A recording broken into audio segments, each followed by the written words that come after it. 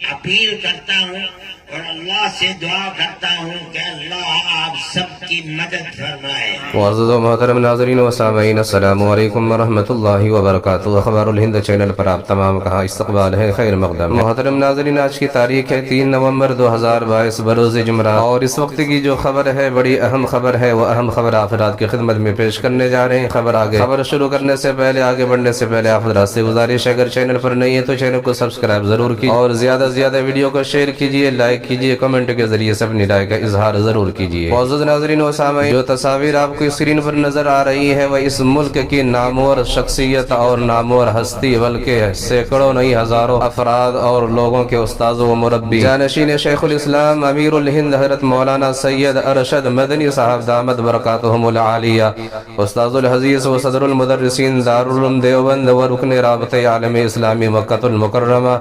नाइब सदर मुस्लिम personal board और जमीयत उलमा हिंद के कौमी सदर की सरजमीन गोपालगंज में तशरीफ आवरी हुई, और तशरीफ आवरी के ये मनाजिर आप हज़रात देख रहे हैं। इसी तरह से हज़रत मौलाना सैयद अरशद मदनी साहब दामद बरकातुहुम जगदीशपुर भोलपुर हज़रत मौलाना हबीबुर रहमान साहब आज़मी के घर पर पहुंचे। घर पर पहुंचकर ताज़ियत की और अहले खाना से मुलाकात भी की। इसी तरह से आखिरी वीडियो जो आपको नजर आ रहा है ये गोपालगंज की वीडियो है कि गोपालगंज में हज़रत मौलाना सैयद अरशद मदनी साहब दामद बरकातुहुम ने एक हॉस्पिटल का संग बुनियाद रखा। हॉस्पिटल का बुनियाद रखने के बाद सामीन से हाज़रीन से हज़रत वाला ने पुर मग़ज़ खिताब फरमाया। आप खिताब सुनिए और हज़रत वाला के हक़ में दुआ कीजिए कि अल्लाह तबारक व तआला हज़रत वाला का साया हम तमाम पर तादेर कायम व दायम रखे। अल्लाह की मखलूक के लिए उसको आराम पहुंचाने के लिए, उसकी खिदमत के लिए, चाहे वो किसी भी मजहब का मानने वाला है, लेकिन हमारा ईमान और अकीदा है कि वो हमारे अल्लाह का पैदा किया हुआ एक इंसान है। हमारा इस्लाम ने और हमारे आका हजरत मोहम्मद सल्लल्लाहु अलैहि वसल्लम ने हमें ताकीद की है कि हम मजहब से ऊपर उठकर इंसानियत की बुनियाद पर अल्लाह के बंदों की खिदमत करें, और हमारा ये खिदमत करना हमारे लिए दुनिया और आखिरत में फलाह व बहबूद का सबब बनेगा। हदीस में नबी करीम अलैहिस्सलातु वस्सलाम ने फरमाया है, अम्रुका बिल मारूफ व नह्युका अनिल मुनकर सदक़तुन। किसी भी आदमी को अच्छाई का हुक्म देना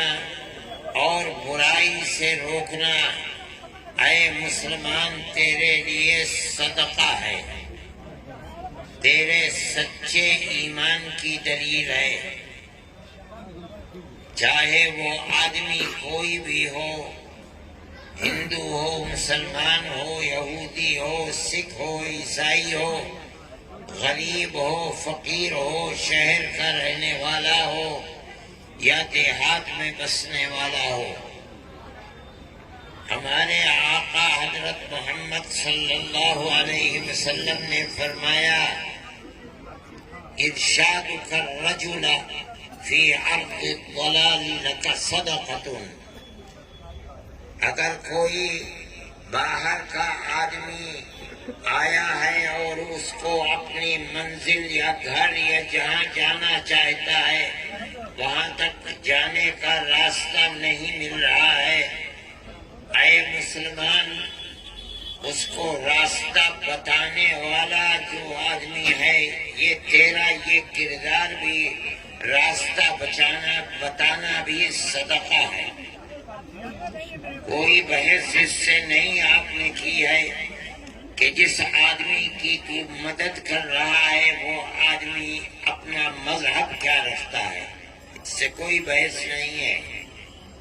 फरमाया है, इमातुकल हजरा वश्शौका वल्अज़्म लका सदक़तुन। रास्ते पर तू चल रहा है, अगर उस रास्ते पर पत्थर पड़ा کوئی ایسی چیز ہے جو چلنے والے کے پیر میں چبھ کر اس کو تکلیف پہنچا سکتی ہے؟ ہمارے آقا حضرت محمد صلی اللہ علیہ وسلم نے فرمایا اگر تو اس راستے سے اس پتھر کو چلنے والے آدمی کو تکلیف دینے والی چیز کو ہٹا دے گا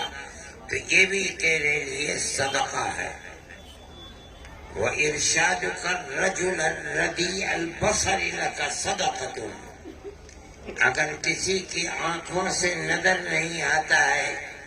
وہ اپنے گھر تک یا اپنی منزل مقصود تک جا نہیں سکتا، اگر تو اس کا ہاتھ پکڑ کر اس کو اس کی منزل تک پہنچا دے گا یہ بھی تیرے لیے صدقہ ہے۔ اور صدقہ کس کا نتیجہ کیا ہوگا؟ فرماتے ہیں ہمارے آقا حضرت محمد صلی اللہ علیہ وسلم الصدقۃ تطفئ غضب الرب، اللہ کا غصہ جو تیرے عمل اور تیرے گناہوں کے اوپر ہوتا ہے، صدقہ اللہ کے اس غصے کو ٹھنڈا کر دیتا ہے۔ یعنی جب تو کل کو موت کے بعد اللہ کے سامنے پہنچے گا اور وہاں تیرے گناہ بھی اللہ کے سامنے آئیں گے تو تیرا یہ عمل جو تو دوسروں کی مدد کرتا تھا دنیا میں، قطع نظر اس کی کہ اس کا مذہب کیا ہے، یہ اللہ کے سامنے جب تو پہنچے گا تو تیرا دنیا کا یہ عمل اللہ کے غصے کو ٹھنڈا کر دے گا۔ مسلمان اگر کسی کی مدد کرتا ہے تو یہ مدد اس کی مذہبی فریضہ ہے اور اللہ اور اس کے رسول کا حکم ہے۔ یہ اسلام مذہب ہے، دنیا مذہب کو جانتی نہیں ہے، اسلام کو، اسلام کے خلاف ایک پروپیگنڈا ہے کہ اسلام قتل و غارت گری کا مذہب ہے، لوٹ مار کا مذہب ہے، اسلام امن و امان کو ختم کرنے والا مذہب ہے، اسلام کے ماننے والوں کے سوا کسی کو جینے کا حق نہیں دیتا، اسلام جہاد یعنی قتل و قتال کرنے کا مذہب ہے۔ لیکن میں آپ کے سامنے اللہ کے نبی کا ارشاد جو نبی نے اپنی امت کو، مسلمانوں کو تلقین دی ہے، یہ ترمذی کی حدیث ہے، میں اس کے کچھ الفاظ آپ کے سامنے پیش کر رہا ہوں۔ یہ اسلام کی تصویر ہے، مسلمان کو اپنی زندگی کے اندر اس کو اتارنا چاہیے اور ایسی ہی زندگی اپنانی چاہیے کہ اڑوس پڑوس دائیں بائیں ہر آدمی کا مددگار بننا چاہیے اچھے کاموں کے اندر، صرف مسلمان کا نہیں، وہ کسی بھی مذہب کا ماننے والا ہو، اگر وہ ضرورت مند ہے مسلمان کا، تمہارا میرا اس کی ضرورت کو پورا کر دینا، یہ کل قیامت کے دن تیرے لیے اللہ کے غصے کو ٹھنڈا کر دینے والا ہے۔ اپیل کرتا ہوں اور اللہ سے دعا کرتا ہوں کہ اللہ آپ سب کی مدد فرمائے، ہماری بھی مدد فرمائے، اس شہر کے اندر امن و امان کو قائم فرمائے، سب بسنے والوں کے دلوں میں ایک دوسرے کی محبت پیدا فرمائے، ہماری جو پرانی تاریخ تھی پیار و محبت کی، اللہ تعالی اس پرانی تاریخ کو زندہ و جاوید فرمائے، اور جو لوگ ملک میں بدامنی پیدا کر رہے ہیں، نفرت کے بیج بو رہے ہیں، امن و امان کو آگ لگا رہے ہیں، اللہ انہیں خائب و خاسر فرما دے، ذلیل و رسوا فرما دے، اور ہمارے ملک کو، ہمارے اس شہر کو بھی امن و امان کا شہر اور امن و امان کا گہوارہ بنائے۔ اللہ تعالی مسلم فنڈ کے کام کے اندر بھی ترقی عطا فرمائے اور مخلص لوگوں کو مہیا فرمائے. میں ماسٹر صاحب کو اور سب ساتھیوں کو مبارکباد دیتا ہوں